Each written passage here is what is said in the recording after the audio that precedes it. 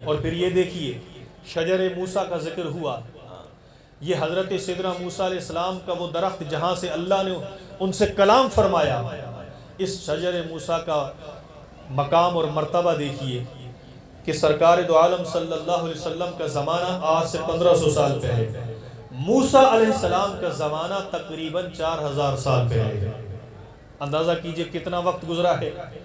تو سرکار سے 3500 سال پہلے تک کم و بیش سیدنا موسیٰ علیہ السلام دنیا سے جا چکے ہیں، یعنی وہ درخت آقا کے زمانے سے 3500 سال پہلے ہے۔ لیکن حضرت عبداللہ ابن مسعود کو پتہ چلتا ہے کہ حضرت موسیٰ علیہ السلام سے جس درخت کی آواز آئی تھی وہ اب بھی موجود ہیں۔ مستدرک للحاکم کی حدیث ہے، آپ فرماتے ہیں حضرت عبداللہ ابن مسعود کہ میں نے اونٹنی خریدی، 2 دن 2 راتوں کا سفر کر کے میں اس درخت تک پہنچا، فرماتے میں کیا دیکھتا ہوں کہ وہ درخت اسی طرح ہرا بھرا سبز لہلہاتا ہوا میرے سامنے موجود تھا۔ آپ فرماتے میں جب اس درخت کے پاس پہنچا فصلیت علی النبی صلی اللہ علیہ وسلم وسلمت، فرماتے میں نے اپنے آقا پر درود بھی پڑھا اور درخت کے سامنے صلاۃ و سلام بھی پڑھا۔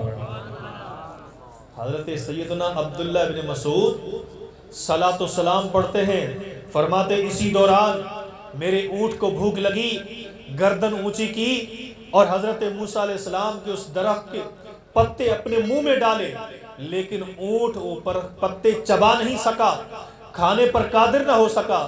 فرماتے پھر میں نے وہیں سلام پڑھا اور وہیں سے واپس آ گیا۔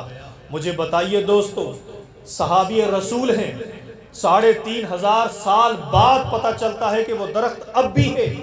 آپ اونٹنی خرید کر وہاں تک سفر کرتے ہیں اور وہاں کھڑے ہو کر حضور پر صلاۃ و سلام پڑھتے ہیں۔ بتائیے آج ہم اولیاء کرام کی مزارات پر جائیں تو لوگ فتوے لگاتے ہیں، وہاں ہم جا کر صلاۃ و سلام پڑھتے ہیں، لوگ بدعت کے فتوے لگاتے ہیں۔ اب فتوے لگائیں حضرت عبداللہ بن مسعود پر، اور حدیث بھی صحیح ہے، امام ذہبی نے اسے صحیح قرار دیا۔ سیدنا عبداللہ بن مسعود کا یہ عمل کہ سرکار کے صحابی ہو کر، اور وہ بھی صحابی کیسے جن کو حکم تھا کہ پہلی صف میں سرکار کے پیچھے نماز پڑھا کرتے تھے۔ صحابہ میں کیٹاگریز تھیں، ہر صحابی کو پہلے صف میں کھڑے ہو کر نماز پڑھنے کی اجازت نہ تھی، لیکن حضرت عبداللہ بن مسعود کا وہ مقام تھا کہ جس جگہ جس صف میں حضرت ابوبکر، حضرت عمر، حضرت عثمان و علی نماز پڑھتے تھے، حضرت عبداللہ بن مسعود بھی وہی نماز پڑھتے تھے، ان صحابہ میں سے تھے۔ اس صحابی رسول کا یہ عمل ہے کہ حضرت موسیٰ علیہ السلام سے نسبت رکھنے والے ایک درخت کے پاس جاتے ہیں اور وہاں کھڑے ہو کر صلاۃ و سلام پڑھتے ہیں۔ تو بتائیے ان کی نگاہوں میں سرکار کا گنبد خضرا کیسا ہوگا؟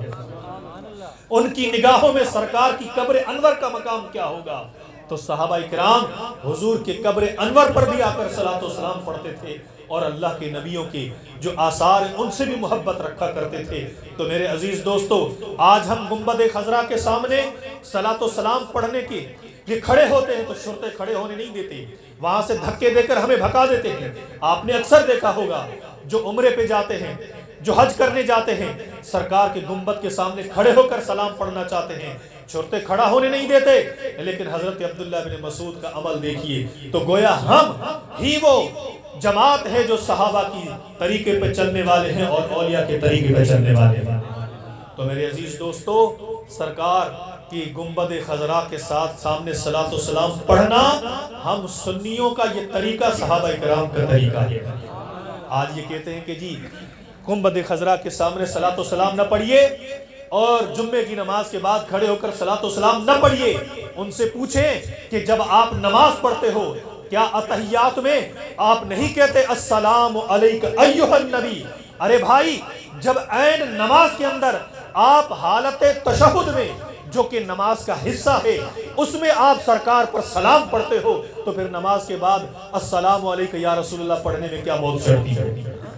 سمجھ میں آ رہی ہے بات؟ کہتے ہیں جی نماز کے بعد کھڑے ہو کر صلاۃ سلام پڑھنا بدعت ہے، یہ جائز نہیں ہے۔ تو پوچھو پھر نماز کے اندر آپ السلام علیک ایھا النبی کیوں پڑھتے ہو؟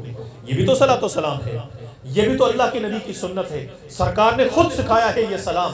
تو جب نماز کے اندر آپ سلام پڑھ سکتے ہیں تو نماز کے بعد بھی آپ سلام پڑھ سکتے ہیں۔ یہ کوئی بدعت نہیں ہے۔ صحابہ کرام تو حضرت موسیٰ علیہ السلام کے درخت کے سامنے صلاۃ والسلام پڑھے، تو ہم سرکار کے گنبد خضرا کے سامنے صلاۃ والسلام نہ پڑھے؟ تو مجھے بتائیے ہمارا طریقہ صحابہ والا ہے یا نہیں ہے؟ آپ کو مبارک ہو کہ ہمارا طریقہ وہی صحابہ کرام والا ہے، اور یہی ہماری حقانیت کی دلیل ہے کہ آقا نے فرمایا 73 فرقے ہو جائیں گے۔ صحابہ نے عرض کیا یا رسول اللہ حق پر کون؟ فرمایا ما انا علیہ و اصحابی، وہ طریقہ جس پر میں اور میرے صحابہ کرام ہوں گے۔ تو ہم صحابہ کرام کے طریقے